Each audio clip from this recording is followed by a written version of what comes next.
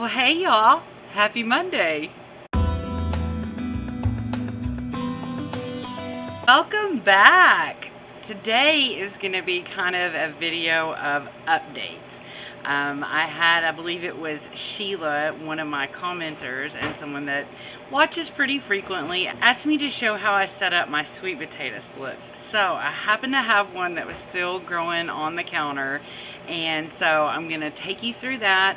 I'm going to take you through some slips that recently I had grown on the windowsill, transition them outside, and then I'm going to plant them in the bed. And you remember those tomatoes that I just like wildly planted seeds? Then I pulled the little pieces out, the little seedlings, I put them in their own cups. So I've got a good tray full that had gotten pretty long and above the little amount of dirt that I'd given them. So I'm going to also update you on adding some dirt to those and getting them to their next stage. So come on, let's go check it out.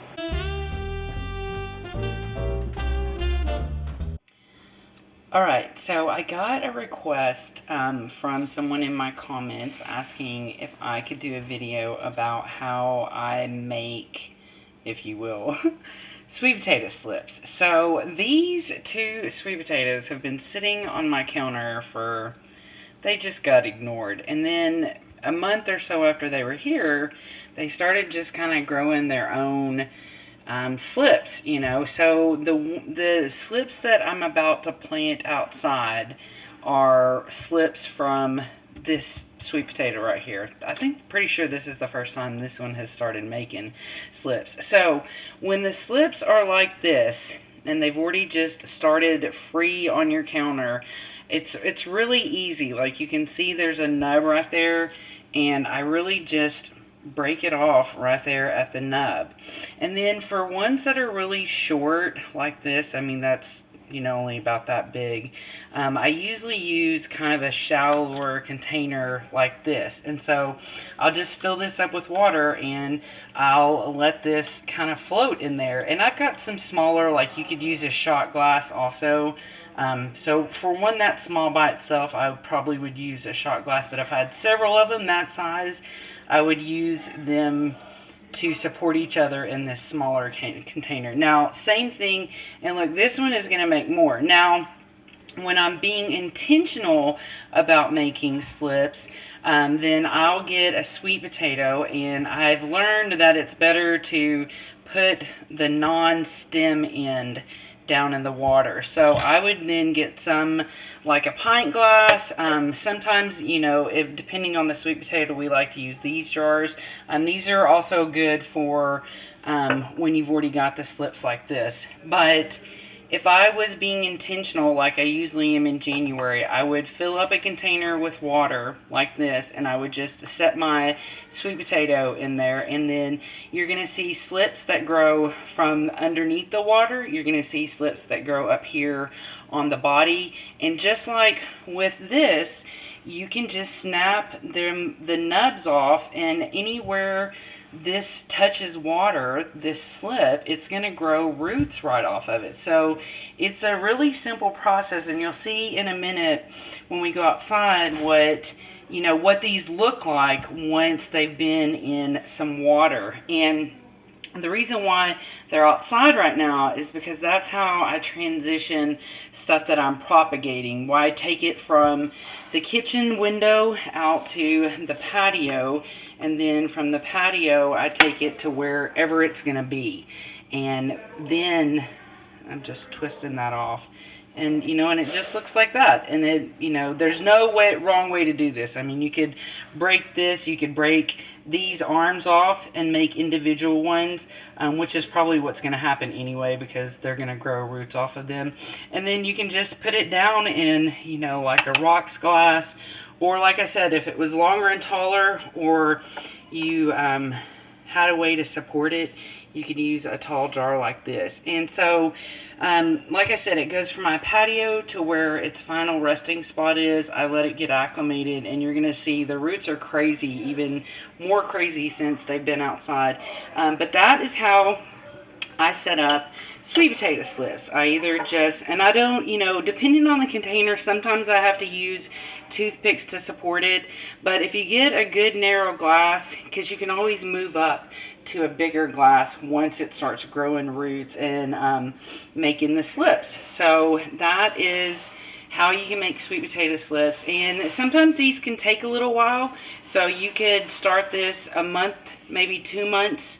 Maybe even longer, because as long as you keep changing out the water every day and keeping it fresh, then they're just going to keep growing in your windowsill. So even you could grow them all winter, and then depending on where you're at in the spring when it's time to plant them, like we've got one more planting here that I'm a little late on, but whatever. But that's when you can plant them. So I'm going to get these in some water, and just because I don't have anything growing on my windowsill. So now we're going to head out to the garden. I've got this shade lifted up over here on the sweet potato bed that is just so super happy now that it has shade. So this is, again, these were some little shorties that I put into this bowl, and so they're almost root bound, but they're not, because I'm just going to separate them. And then these are the ones that, and I need to take down this. So these are the ones that were in, obviously in this pepperoncini jar, but look at those. Look at those, and they just have went really crazy since I put them out here. And you'll see too that you can always, like that right there is actually a sweet potato. So all these original slips came from that sweet potato, and in the end I just decided to bury it out here as well. So now I'm just gonna make, some little openings here in the soil just like that, and I'm gonna come in here and I'm gonna get some of these slips out, and they don't have to be buried super deep, so I'm just gonna tuck that in there and cover it up. And I'm just gonna kind of do that every which way in here, and then I'll show you what it looks like when I'm done. Now you can see like there's one, there's one, there's one. So it's not easy to see, but I tucked in those newly rooted. Now I won't add any more to this bed, because to me I feel like once we got the shade cloth up is when we need to look at as a new date for everything that's in here. So I'm going to be looking to harvest probably in December, late November, late December, something like that. So that is kind of my little gist on how to make sweet potato slips, what they look like once they're ready, and how you put them in your bed. And there's a lot of different ways to do that, but in this kiddie pool, that's how I'm doing it. These sweet babies are my first round of my tomato seedlings that you remember I got going and just like that mass planting. So now I'm going to add some dirt to these cups, and that's kind of what I'm going to do, is I'm just going to keep adding dirt about every 2 inches, because I'm not concerned with these getting super big right now, but in the meantime we can continue to build a really nice root system for them. So that's the chore we're going to do now, and I'm going to just show you real quick what that looks like, and then you'll know how I'm doing it. Now this is also going to help with legginess, because obviously they're kind of leggy right now because they're under that shade cloth.